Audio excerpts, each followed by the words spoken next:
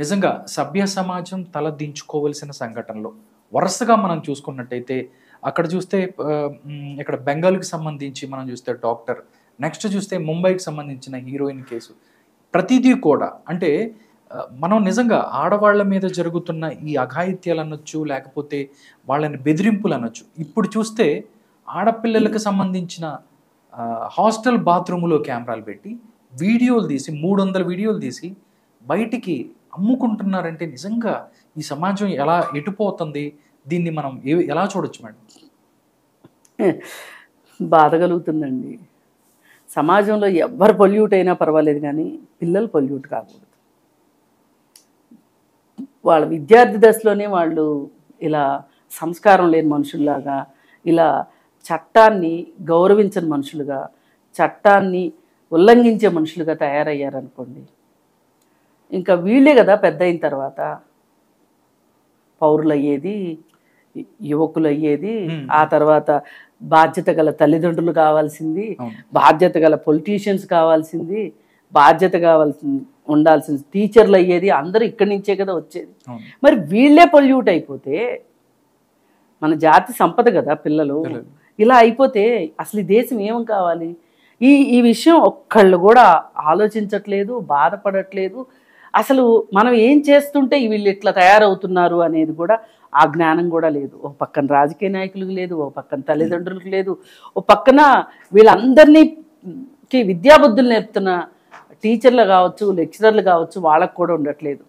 ఎవరికి వాళ్ళు ఏదో ఈ రోజుకి ఉన్నామా, తిన్నామా, పడుకున్నామా, లేసామా, అలా ఉన్నారు తప్పితే అసలు ఏంటి జరుగుతుంది మన చుట్టుపక్కల అనే జ్ఞానం లేకుండా అయిపోతుంది. నిజంగా మేడం, అంటే ఒక్కసారి ఆ కథ ఏంటి అనేది మనం ఒకసారి చూసినట్టయితే, ఎవరైతే విజయ్ కుమార్ అనే ఒక ఫైనల్ ఇయర్ చదువుతున్న కుర్రాడు ఎవరైతే ఉన్నారో అతని ద్వారానే అంటే ఒక అమ్మాయిని బ్లాక్మెయిల్ చేసి మళ్ళీ ఆ అమ్మాయికి సంబంధించిన వీడియోలు కూడా అతని దగ్గర ఉన్నాయి. నిజంగా ఇంత క్రిమినల్ గా ఆలోచించి ఇంత క్రైమ్ చేస్తామంటే కనీసం భయపడకుండా కూడా, ఇందాక కొన్ని వీడియో చూస్తే అతను ఏంటో ఏదో జరిగినట్టు ఉన్న పరిస్థితి.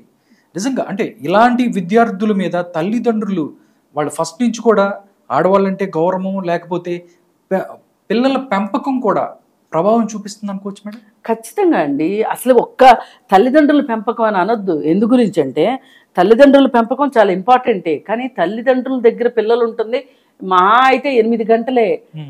8 గంటల్లో వాళ్ళు నిద్రపోయే టైము, తిండి తినే టైము అన్నీ అవుతున్నాయి. స్కూల్కి వెళ్తున్నారు, స్కూల్లో 8 గంటలు ఉంటున్నారు, ఆడుకోవటానికి వెళ్తున్నారు, సమాజంలో ఎక్స్పోజ్ అవుతున్నారు. అసలు చుట్టూ జరిగే అటన్నిటి ప్రభావం వాళ్ళ మీద పడుతుంది. ఇంట్లో టీవీ ఆన్ చేస్తే చెత్త ప్రోగ్రాంలు,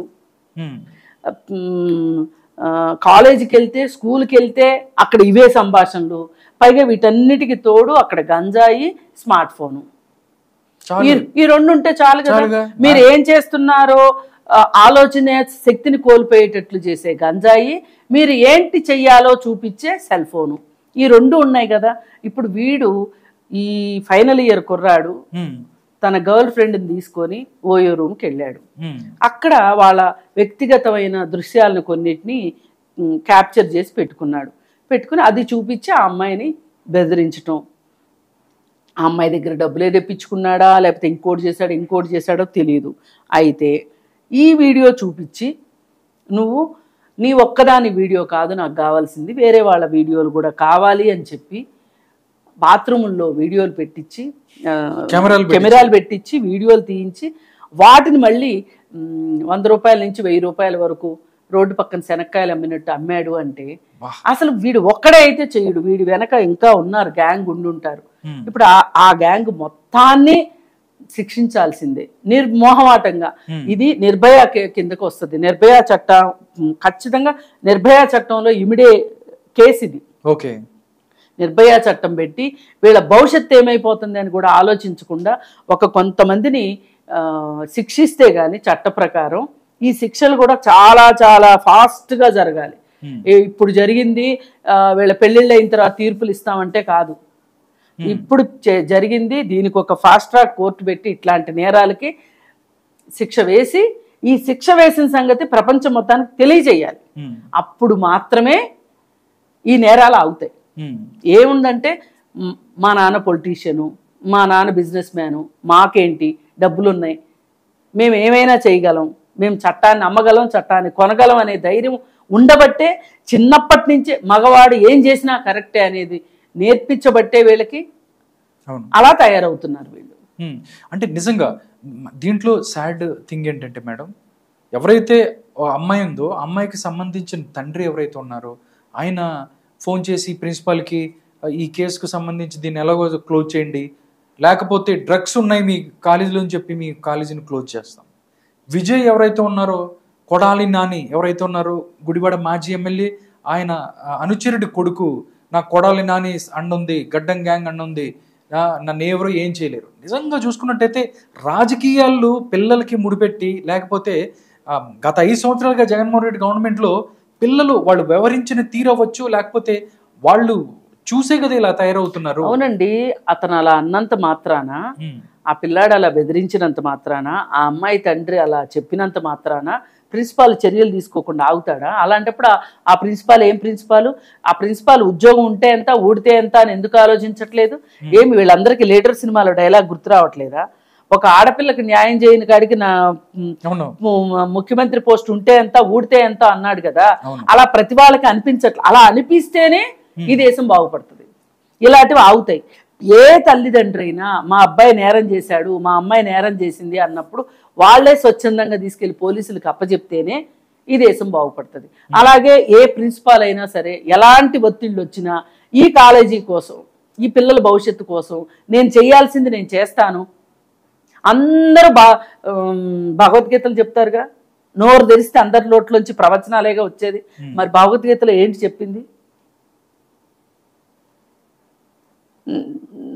కర్తవ్యం ప్రకారం నేను చేయాలనుకుంది నేను చేస్తాను, చేయాలనుకున్నది చేయమనే కదా శ్రీకృష్ణుడు చెప్పింది. మన రేవంత్ రెడ్డి గారు కూడా చెప్పింది అదే కదా. ఇది అర్థం కావట్లేదా? ఆ ప్రిన్సిపాల్ అట్లా నంగి కబుర్లు చెప్తాడు, వాళ్ళ నాన్న వచ్చాడు బెదిరించాడు, ఇలాంటి కాకమ్మ కబుర్లు చెప్తే విని కూర్చోవాలా ఎవరైనా?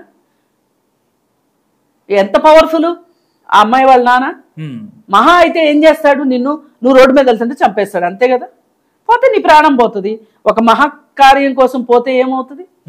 ఆ కాలేజీ మొత్తాన్ని రక్షించినోడు అవుతావు కదా.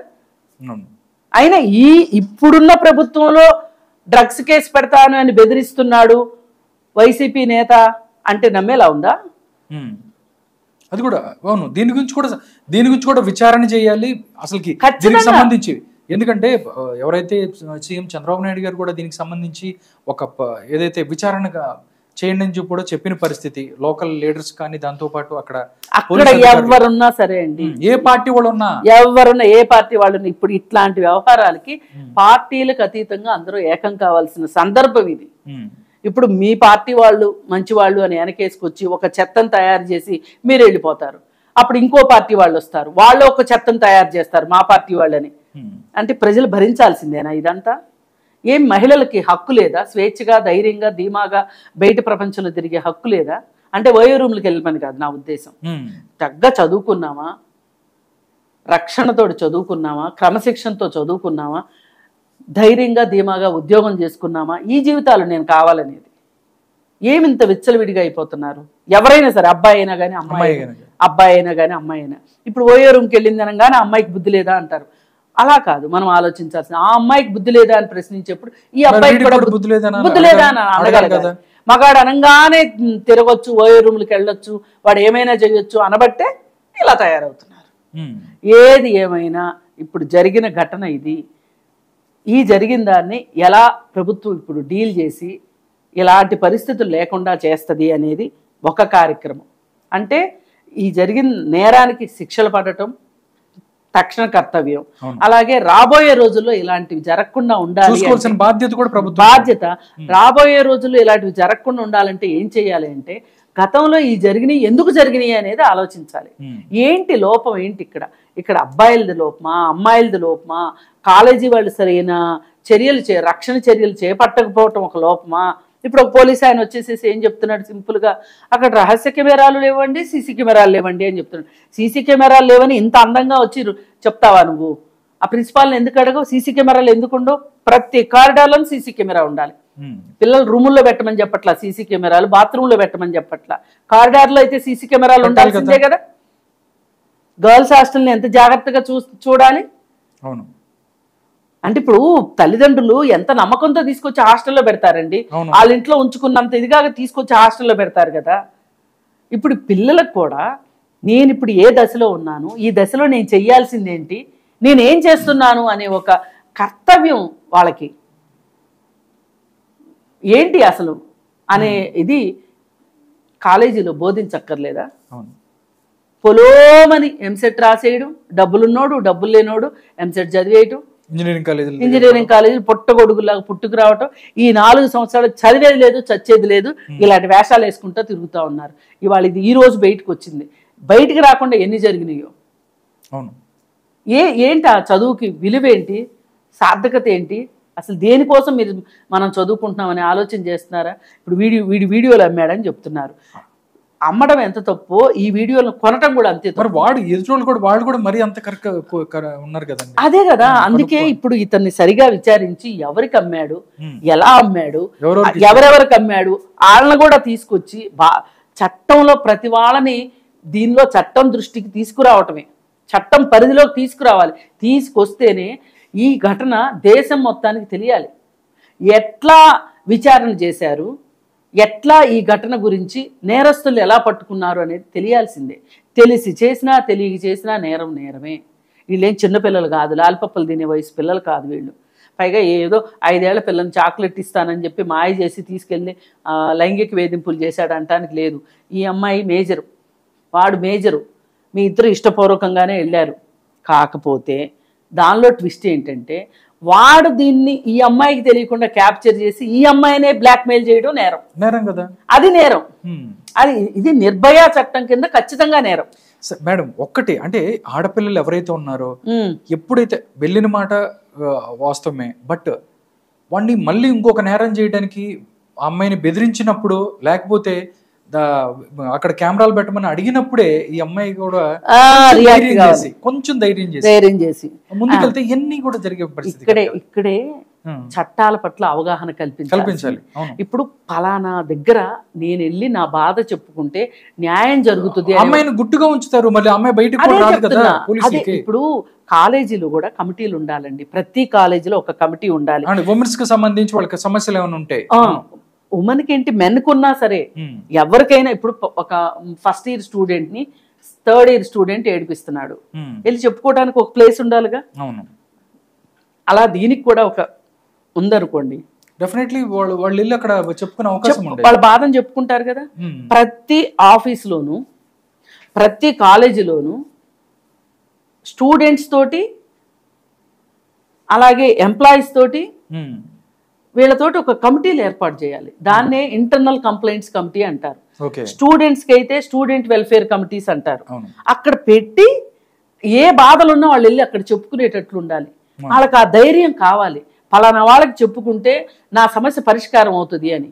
అసలు ఇలాంటి ఒక అవగాహనే లేదు సమాజంలో. అసలు నిన్ను వాడు బెదిరించాడు అంటే నా తప్పు గురించి ఎక్కడ అడుగుతారో అని భయపడి ఆ అమ్మాయి లొంగిపోయింది. ఇంట్లో వాళ్ళకి తెలిస్తే ఏమవుతుందో ఇవన్నీ ఆలోచించింది. ఇవన్నీ ఆలోచించడం సహజం. ఇప్పుడు చూడండి ఎంత జరిగింది మరి. అవును, నీతో పాటుగా మళ్ళీ ఇంకొక 300 మంది ఆడపిల్లలు వీడియోస్. ఇప్పుడు ఆ కాలేజీలో చదువుతున్న హాస్టల్లో ఉన్న పిల్లలందరికీ అమ్మో నా ఫ్లోర్ లోనే పెట్టారా, అమ్మో నా ఫ్లోర్ లోనే మనం ఆడియో విన్నాము. అసలు ఇంత అవసరమా? ఇప్పుడు ఇలాంటివి జరుగుతున్నప్పుడే ఇంట్లో తల్లిదండ్రులకు కూడా ఆలోచన ఏమొస్తుందంటే అసలు ఈ ఆడపిల్లల్ని బయటికి పంపించడం ఎందుకు, వీళ్ళకి చదువు ఎందుకు, వీళ్ళకి శుభ్రంగా 18 ఏళ్ళు రాగానే పెళ్లి చేసేస్తే పోలా, ఓ 5 చేతులు పెడితే పోలా, అదేదో ఒక బరువును దించుకున్నట్లుగా. అంటే ఇప్పుడు మనము ఎంతో మంది పోరాటాలు చేస్తే స్త్రీల విద్య గురించి, స్త్రీల హక్కుల గురించి ఎంతో మంది పోరాటం చేస్తే ఇవాళ స్త్రీల పరిస్థితి ఈ విధంగా ఉంది. మళ్ళీ మీరు నిర్లక్ష్యంగాను తీసుకెళ్ళిపోతారు, మళ్ళీ మీరు ఇదే పరిస్థితి చేసుకొచ్చే వాళ్ళు వస్తారు. మీరు ఇంకాస్త మెరుగుపరచాల్సింది పోయి మీరు మళ్ళీ వెనక్కి తీసుకెళ్తున్నారు. అందుకే ఆడపిల్లలు జాగ్రత్తగా ఉండమని చెప్పేది, అలాగే మగపిల్లల్ని బాధ్యతగా ఉండమని చెప్పేది. అందుకే వాళ్ళు బాధ్యత తప్పినా కనీసం వీళ్ళన్నా జాగ్రత్తగా ఉండాలి, వీళ్ళు జాగ్రత్త లేకపోయినా వాళ్ళన్నా బాధ్యతగా ఉండాలి. ఇలా 2 వేలో వెళ్తే తప్పితే ఈ పరిష్కారం అయ్యే సమస్యలు కాదండి. ఈ పరిస్థితి అయితే మారాలి. ఈ కేసు విషయంలో ప్రభుత్వం కూడా కఠినంగా వ్యవహరించి వాడు ఎవడనేది అనదు. పొలిటీషియన్ పిల్లడా, పోలీసోడి పిల్లలా, డబ్బులున్నోడి పిల్లలా, ఏ పార్టీ వాడు ఎన్ని వద్దు.